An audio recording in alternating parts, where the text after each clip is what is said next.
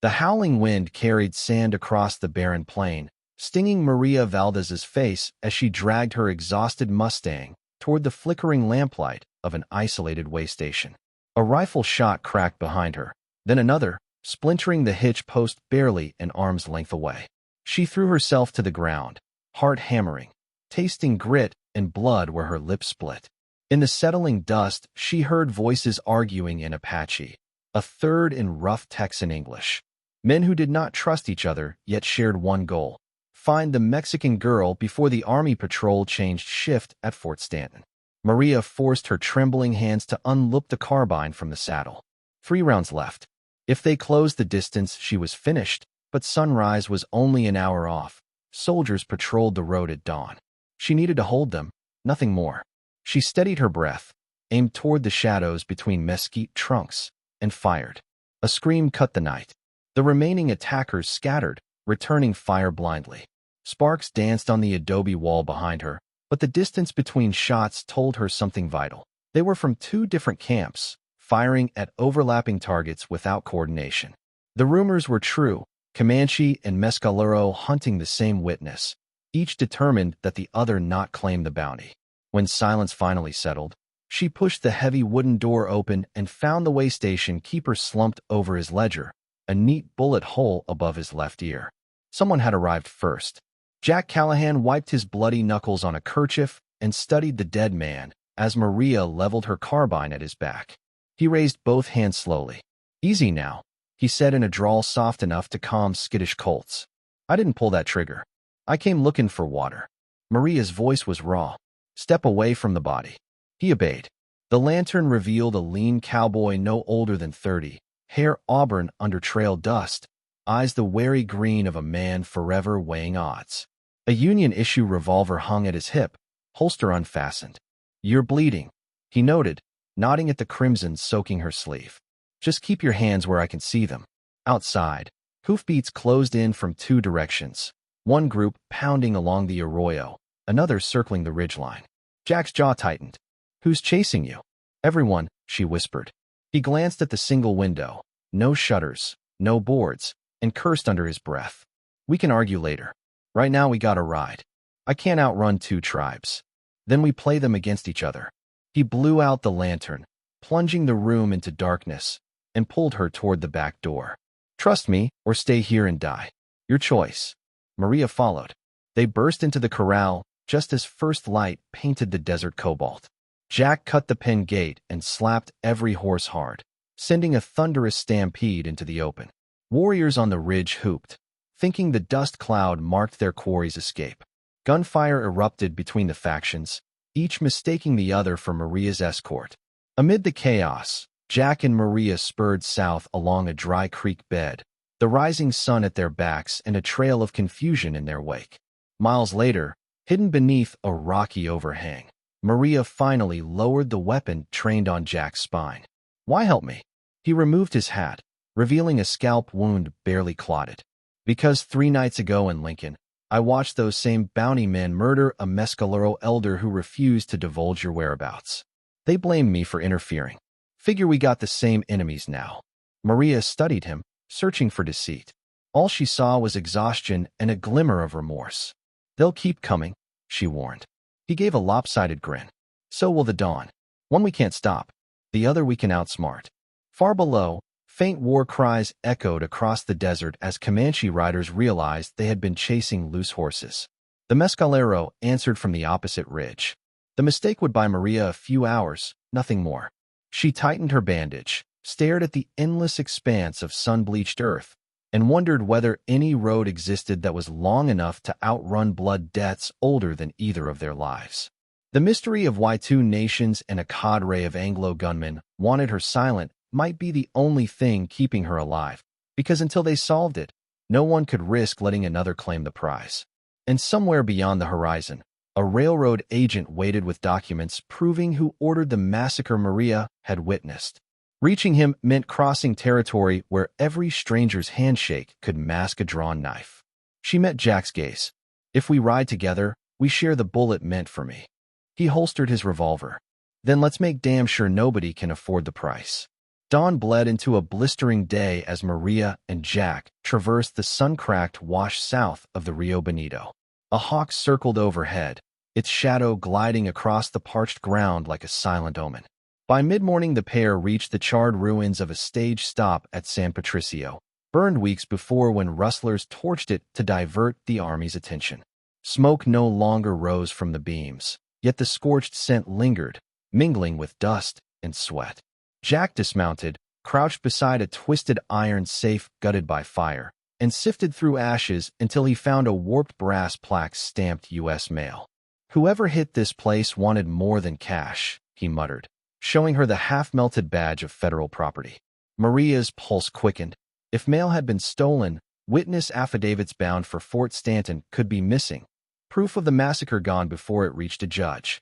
She knelt beside a half-collapsed wall and uncovered a singed envelope marked to Captain W.J. Penrose, 9th Cavalry. Inside lay only dust. A whistle split the air. Jack shoved her into shadow as 4 riders materialized beyond the dead cottonwoods, uniforms sun-bleached but unmistakable, Buffalo soldiers of the 9th Cavalry. Their sergeant, Elijah Carter, eyed the ruin with practiced fatigue. Jack stepped into view, palms raised, and identified himself as a drover escorting livestock south. Carter's gaze slid to Maria, noting the torn sleeve and hastily cleaned blood. "Ma'am, you hurt?" he asked. "Nothing that'll slow me," she answered. Carter dismounted. "We're tracking Comanche sign. Fresh. East and west both. Strange thing is they ain't right in stock. They're hunting someone." He studied Maria's face, the truth flickering in his eyes. "You seen riders with war paint?" Maria swallowed. "Saw campfire smoke 2 ridges back." It was a partial lie. She had smelled it, but dared not admit how close. Behind Carter, Private Jacobs knelt by a hoofprint, frowning. 2 horses bare shod, 1 dented shoe. "That's white men, Sarge." Carter exhaled. "Apaches, Comanche, bounty hunters, all crossin' blades on the same ground. Something here worth dying for." He turned to Maria. "Whatever it is, miss, you look like the eye o' that storm. Fort Stanton's 2 days northeast. If you carry testimony, Colonel Hatch'll hear it." Jack stiffened. 2 days we don't have. Those tribes will hit tonight." Carter met his gaze. "Fort's the law. Out here you're fugitives." He offered Maria a canteen. She tasted iron-rich water and realized they could not reach Stanton alive without escort. Yet riding with cavalry advertised her location as loudly as a campfire on open plain. Carter sensed the debate. "Sun sets, we ride. Decide quick." As the soldiers watered mounts, Maria wandered to a ring of blackened stones, remnants of a cook fire. Among the charcoal lay a flat river rock etched with a crude image, crossed rifles beneath a railroad engine. She recognized the mark from the massacre site.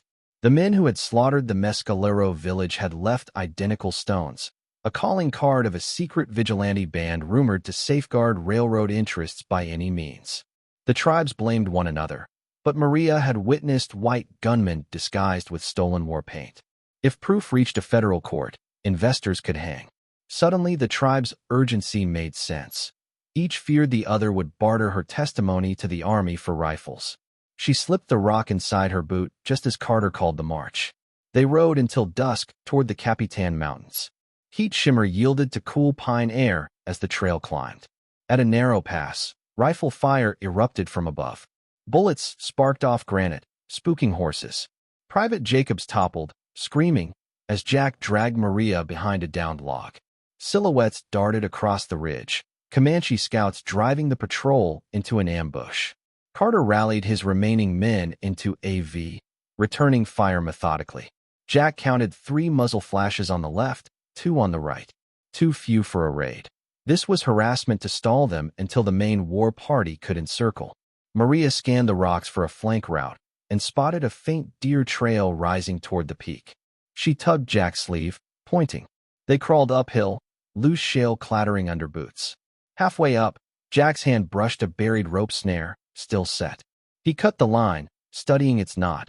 Apache style, not Comanche. 2 tribes staging ambush on the same pass? No, someone seeded confusion. Near the crest, they reached a shelf littered with emptied Spencer cartridge cases bearing U.S. arsenal marks. Jack's eyes narrowed. Spencer rifles rarely reached native hands unless stolen from depots or issued informally to railroad guards. He pocketed a casing as shouts rose below, riders charging, sabers clashing with lances. On the far side of the ridge, moonlight revealed a deserted mining shack. Inside lay crates branded with the symbol Maria hid in her boot. She pried one open, blue uniforms, rank stripes removed, and war paint pots. A ledger listed payments to names she did not recognize, beside columns marked MP and C. Jack deciphered aloud.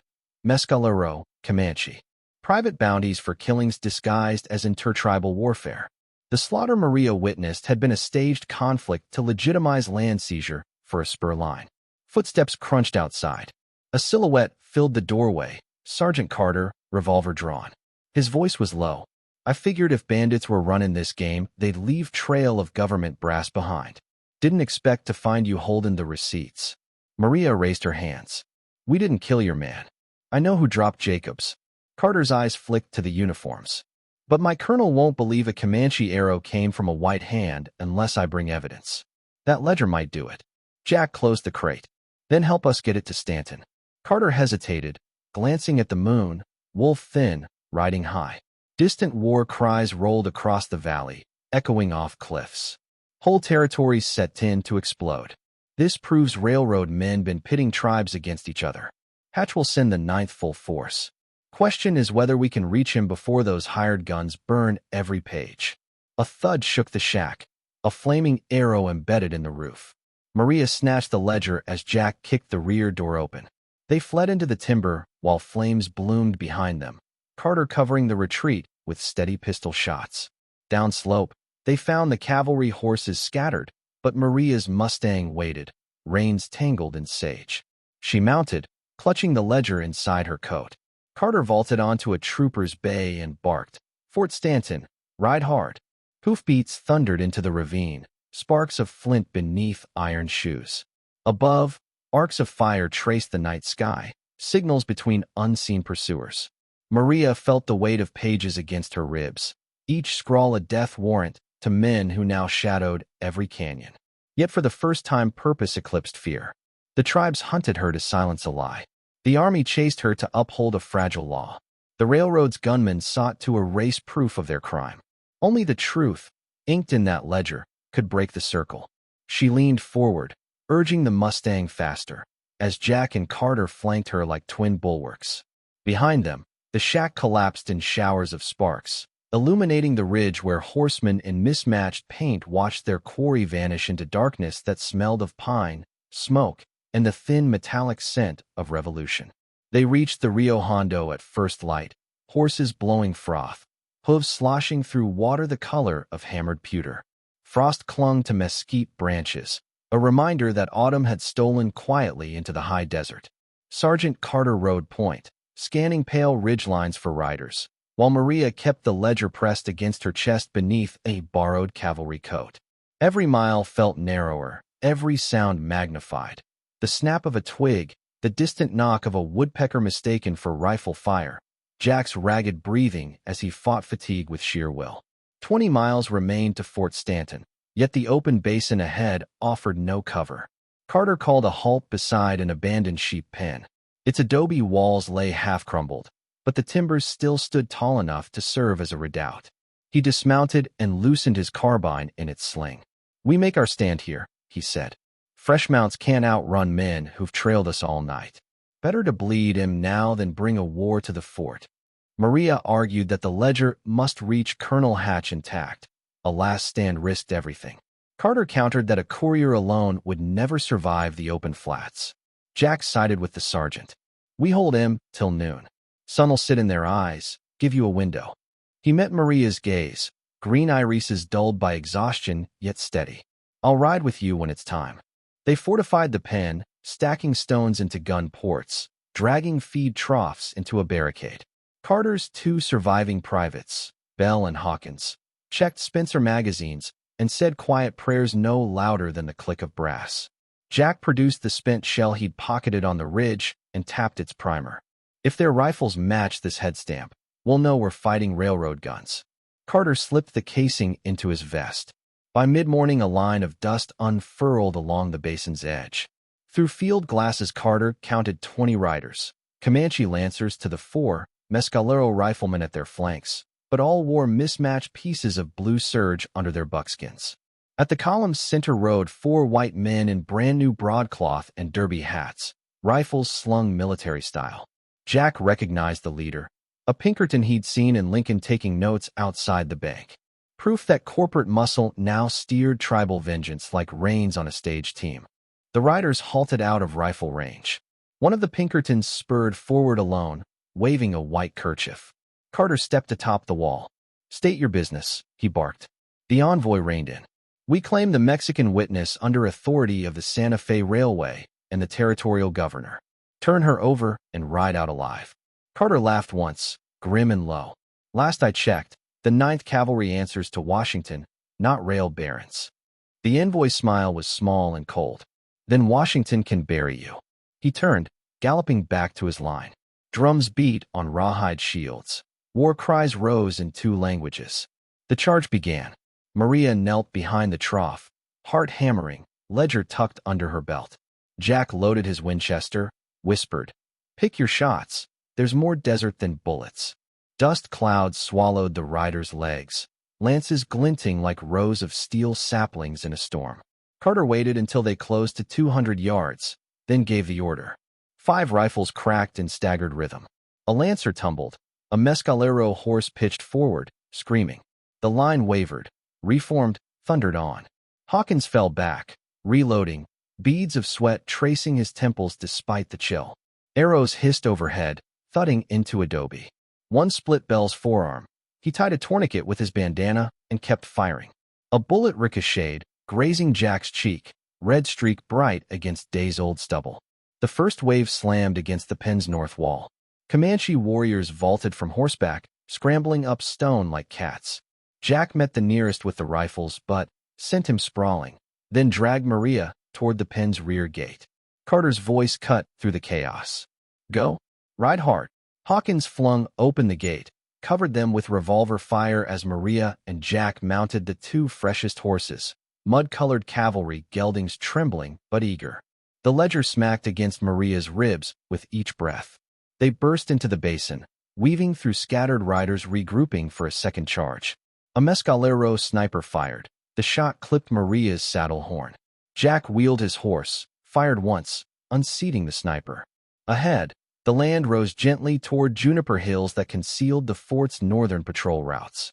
If they could crest that swell before the hunters realized their prey had slipped, pursuit would pause. Warriors rarely crossed into the Army's artillery range without cause. Behind them the pen blazed with gunfire. Maria risked a glance. Carter and his men fighting shoulder to shoulder on the wall, silhouettes against powder smoke. A plume of dust split from the main melee. 6 riders in civilian hats veering after the fugitives. Pinkertons, unhindered by tribal politics, committed to one objective. Jack urged more speed from his gelding. Hoofbeats pounded behind, bullets whining past. He cut southwest toward a dry wash bordered by basalt boulders. As they plunged into the channel, spurts of sand erupted where shots struck. The wash twisted into a box canyon, walls climbing sheer.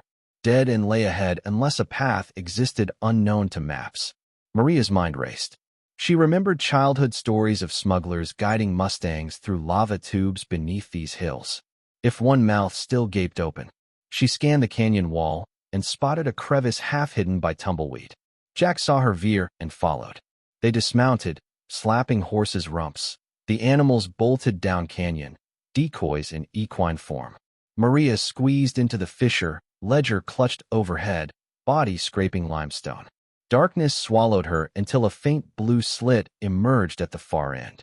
Jack pressed close behind. Outside, riders thundered past, echoing curses off stone. They crawled toward the slit, emerging onto a ledge overlooking a shallow valley dotted with white tents. Fort Stanton's outer encampment. Bugles sounded noon mess. Relief washed over Maria so swiftly she nearly collapsed.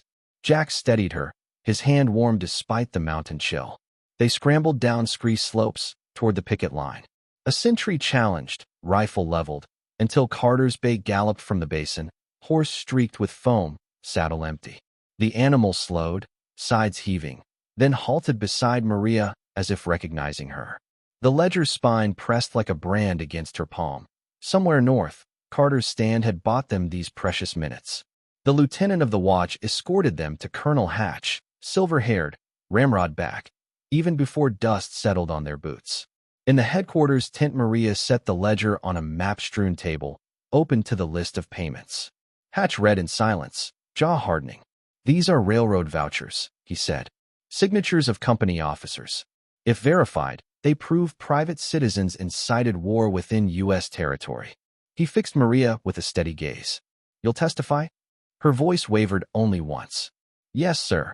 Jack laid the Spencer casing beside the ledger. "They're armed with army rifles.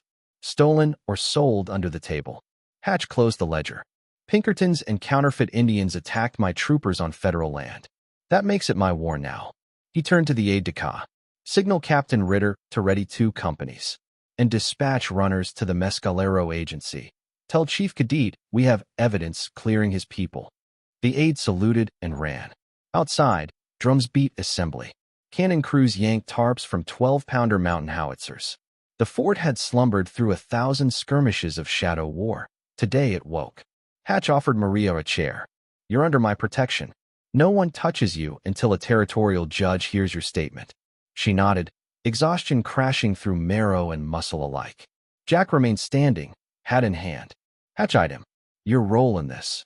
"Witness, sir. And maybe accomplice if law says so." "Law says you saved Army lives." Hatch extended a calloused hand. "Court will hear that too." Bugles blared. Through the tent flap, Maria watched blue coats form ranks, bayonets glinting. Far off, a dust column hinted at Comanche scouts observing, uncertain for the first time whom they fought. Truth had cracked open a conspiracy, and its shards now cut every hand that tried to hold power by deceit.